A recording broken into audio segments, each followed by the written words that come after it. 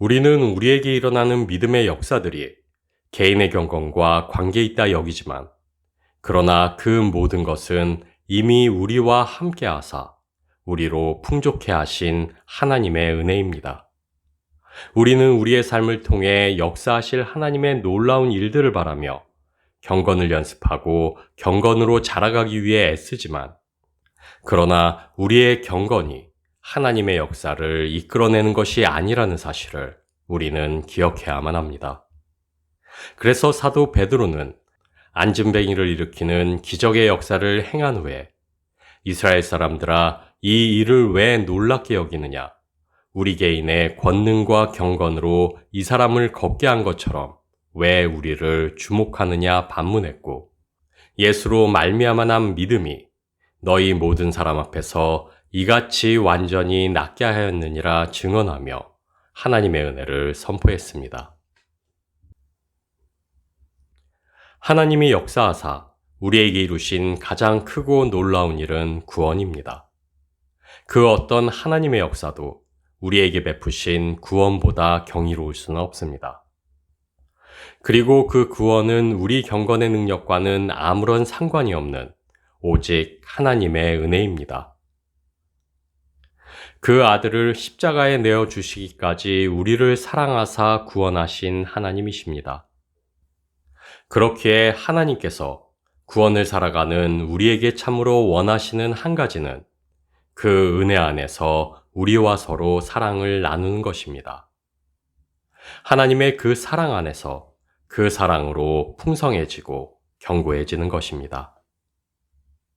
요한복음 10장 27절 말씀입니다. 내 양은 내 음성을 들으며 나는 그들을 알며 그들은 나를 따르느니라. 어떤 이들은 기도 가운데 주의 음성을 듣고, 어떤 이는 기도 가운데 환상을 보며, 어떤 이는 즉각적으로 응답하시는 하나님의 역사를 때마다 마주하기도 합니다. 그리고 우리는 이러한 신앙에서의 경험들이야말로 하나님과 우리 사이의 친밀함의 정도를 드러내 보여주는 것이라 여깁니다. 그러나 우리가 기억해야만 할 것은 하나님은 이미 우리 안에 내주하고 계시다는 사실입니다. 우리를 구원하신 하나님이 우리의 아빠, 아버지가 되사 우리와 더할 수 없이 친밀하시다는 사실입니다. 우리와 이미 함께하고 계시는 하나님께서는 우리의 모든 기도에 귀 기울이고 계십니다. 우리는 우리의 기도에 신비로운 방식으로 역사하사 응답하시는 하나님을 기대하지만, 그러나 거룩한 하나님께서 우리의 기도를 듣고 계시다는 사실 자체가 이미 신비요 불가해한 일입니다. 우리 마음의 소원을 이미 알고 계시고 우리의 아픔과 슬픔에 깊이 공감하시며 우리의 작은 신음조차도 놓치지 않으시고 모두 듣고 계시다는 것, 그 자체가 이미 신비요 기적이며 우리를 향한 하나님의 응답이라 할 수 있습니다.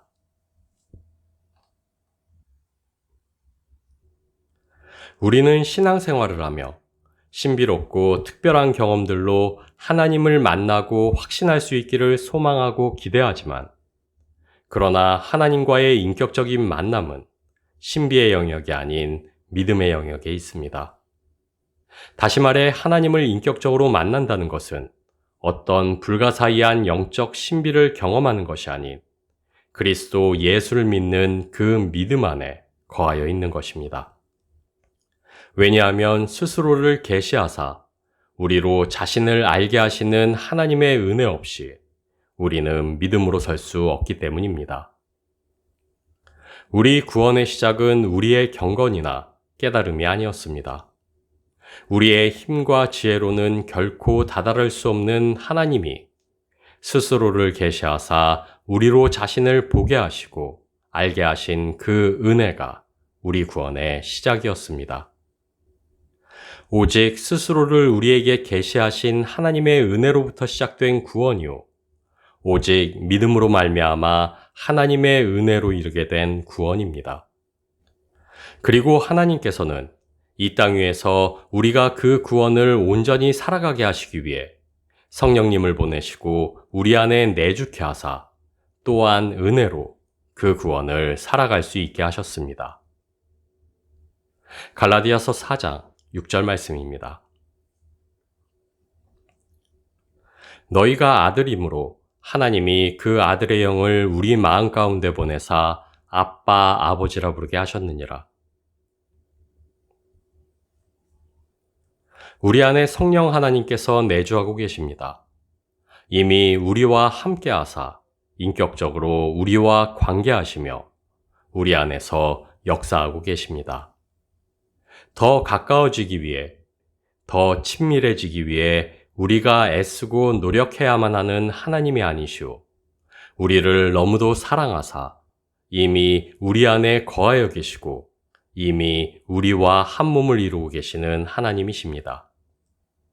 하나님과 친밀하며 가까워진다는 말이 무색할 정도로 하나님은 우리 안에 거하사 이미 우리와 함께하고 계십니다.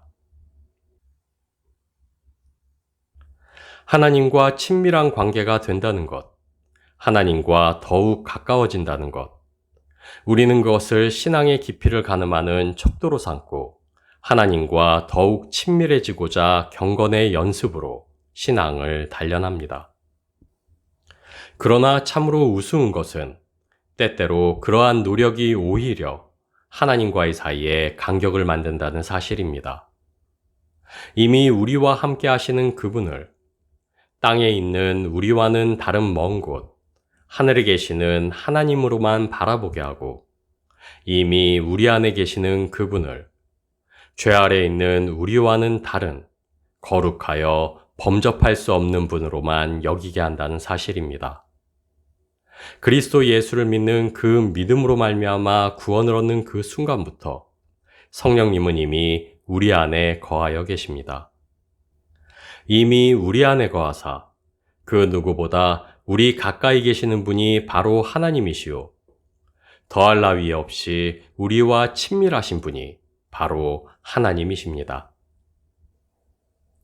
우리는 친밀이라는 단어를 마주하며 대상과의 멀고 가까움을 떠올리지만 그러나 성경이 말하며 교훈하는 친밀, 곧 경건은 하나님과 우리 사이의 거리를 재는 용어가 아니오 관계의 깊이, 다시 말해 하나님과 우리 사이에 나누는 사랑의 풍성함을 뜻하는 용어입니다.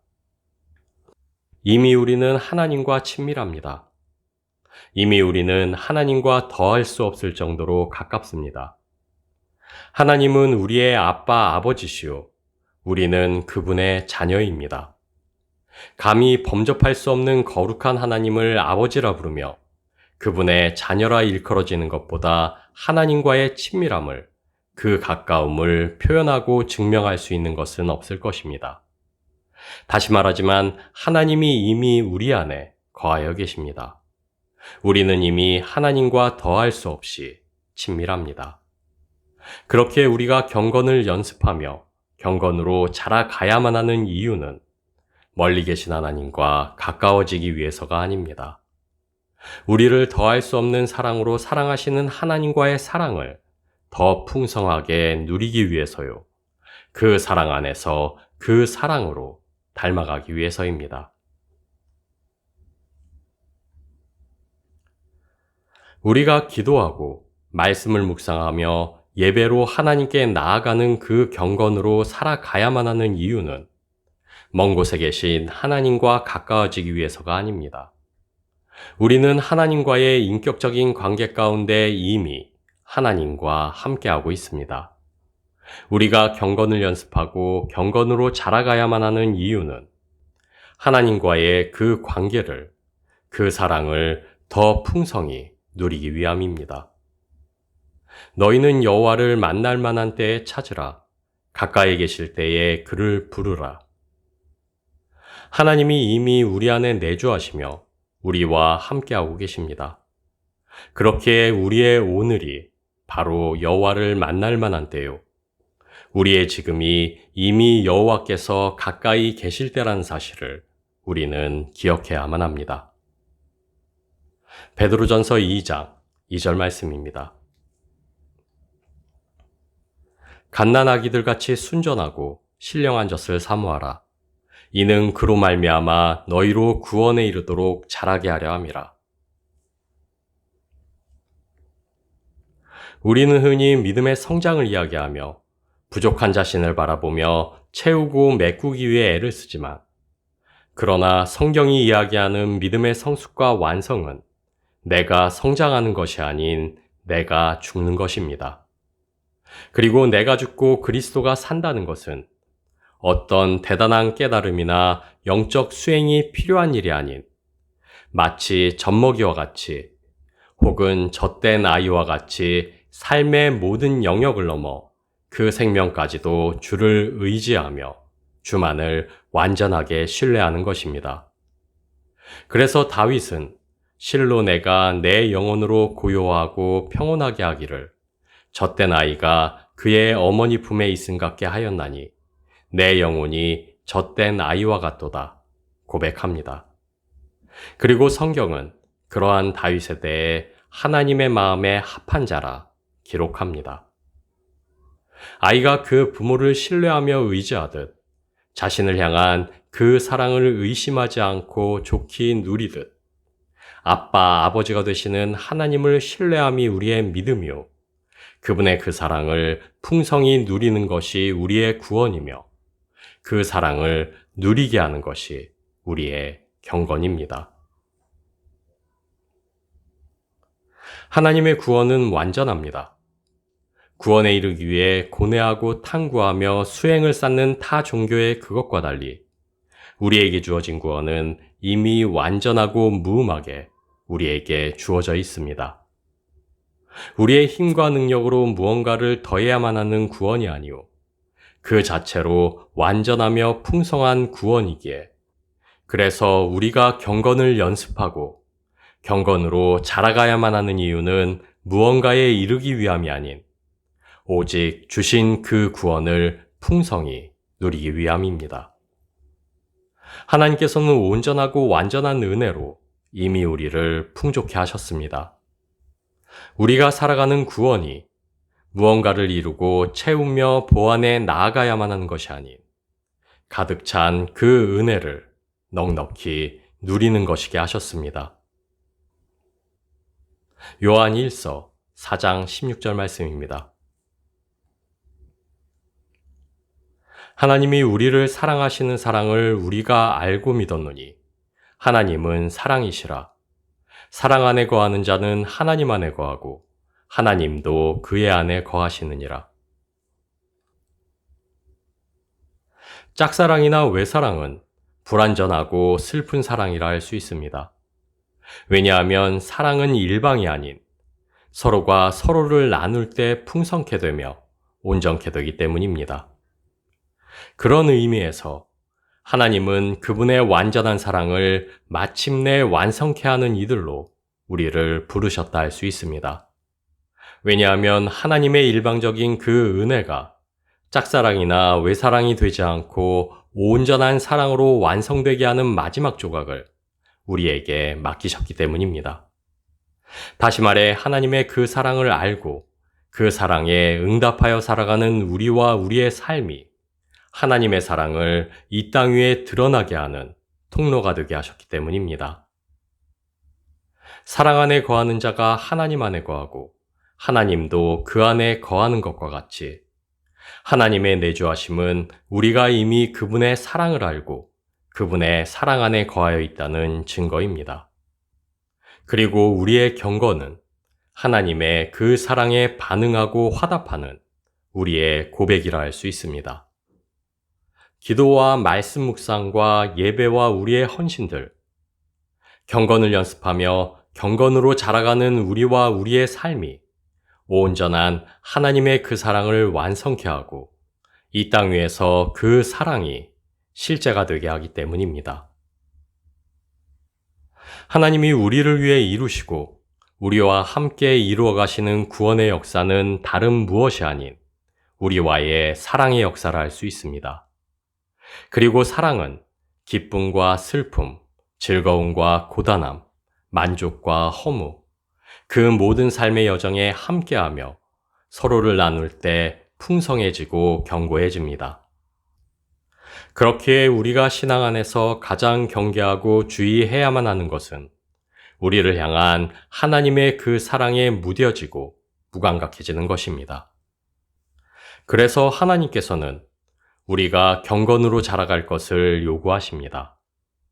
매일의 삶 속에서 하나님을 마주하고 풍성한 그 사랑을 누리는 가운데 그 사랑으로 닮아가게 하시기를 원하십니다.